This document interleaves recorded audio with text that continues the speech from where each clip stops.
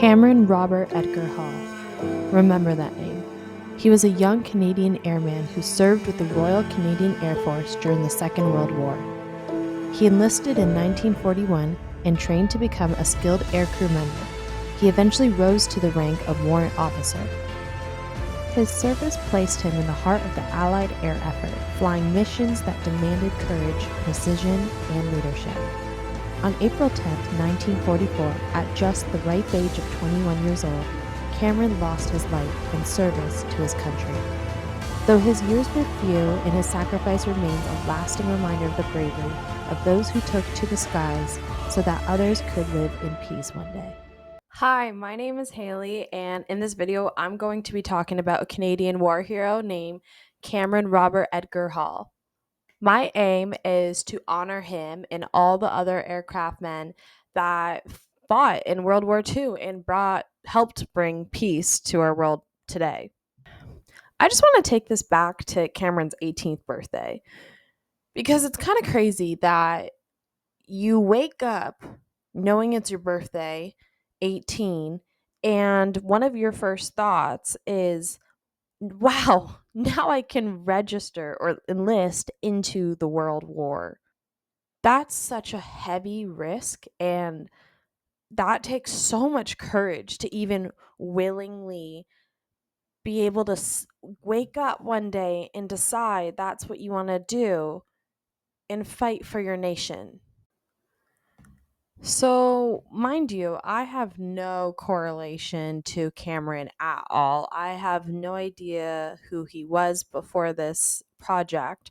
I selected a soldier at random, and the first thing I wanted to know is what section he enlisted in, because that says a lot about a character and how close to war they really were as well. When I was looking through Cameron's documents of all the stuff that was left behind and the Canadian government uploaded as part of the Veteran Soldiers Archives, I saw AG written everywhere. And you have to go through the files a couple of times to really let everything sink in. AG stood for Air Force Gunner, and he was a good one. Naturally, I wanted to know why he chose Air Force. And doing research in his files again, I saw that his previous employment was a trucker. He was born in Montreal, but lived in London with his mom, Margaret, London, Ontario, that is. And he was a trucker. And that makes sense at that time because London was a big transport center, so truckers is very high in demand. And I thought maybe that was related to aircraft because that's how they transport things. But then finding out he wasn't even part of that unit in the aircraft system, he was part of the actual aircrafts that were dropping the bombs and everything, shooting people from the air. I I just got even more interested in Cameron's choices.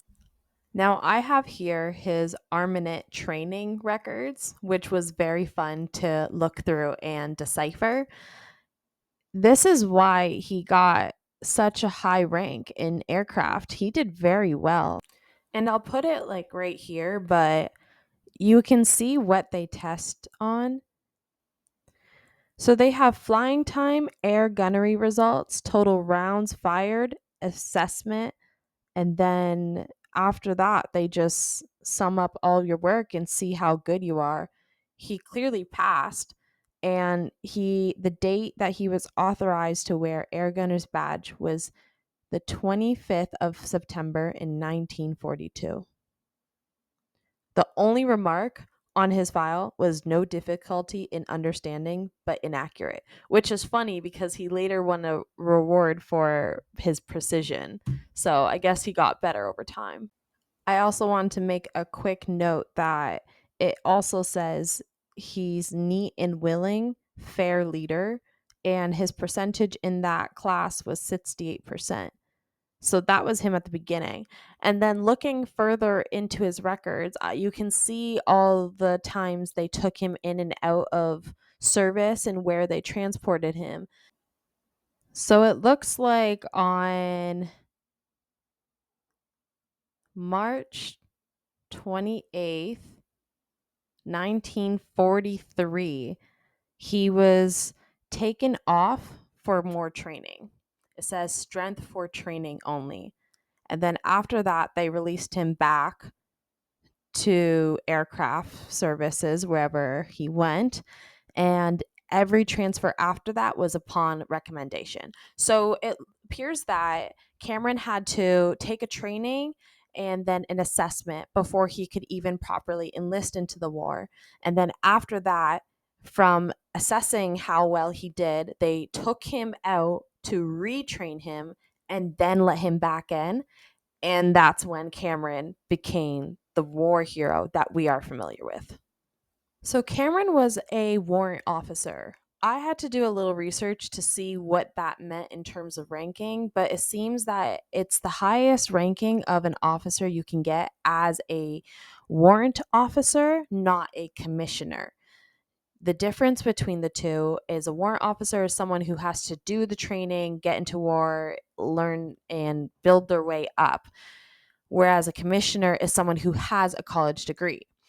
So Cameron is still young, right? I was curious, did he go to school for anything? When he went to war, did he leave a loved one behind? Does he have any more family other than his mom that's written everywhere on his record? Any other information other than the files that I can find? Everything's different than what we are familiar with now. To answer all those questions, no, he is not married or dating. It said he was single. He does have a brother, actually. I could not find any record of his brother, couldn't figure out if he went to war as well.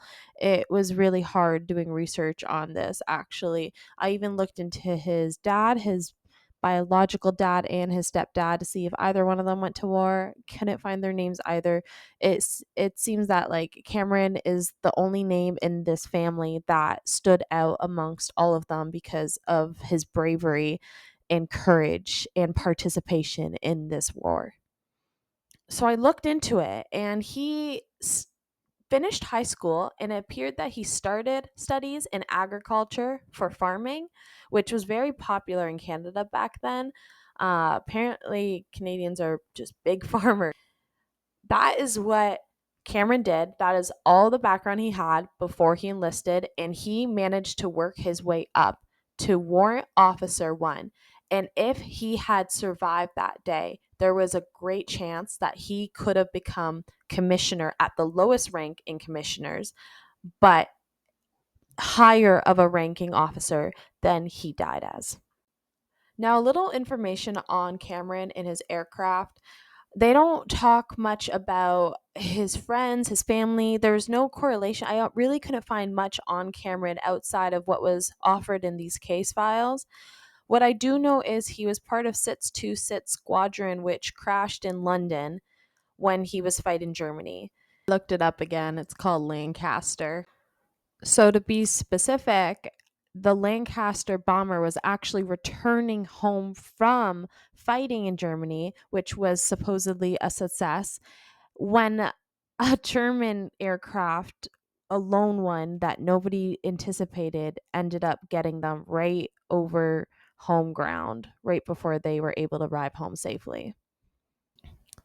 So I just went back and checked its housing that a group of people in London decided to do research on and see where the areas that planes crashed, if they could figure out who specifically was part of that aircraft and things like that. So they found the general area in which Cameron's aircraft Lancaster crashed, and they named it after the air flight.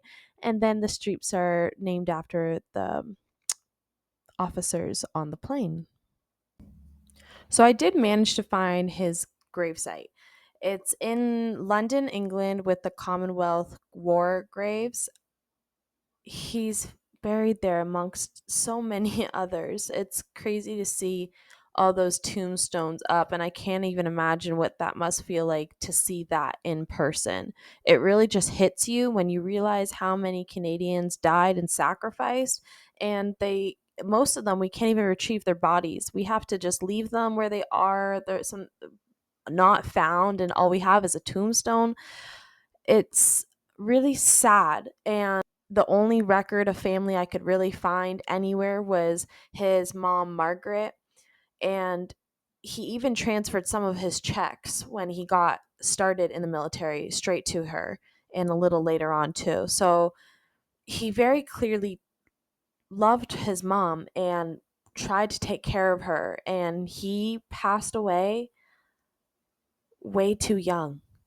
Our religion and our civilization, and to set free a suffering humanity. Give strength to their arms, stoutness to their hearts, steadfastness in their faith. They will need thy blessings. Their road will be long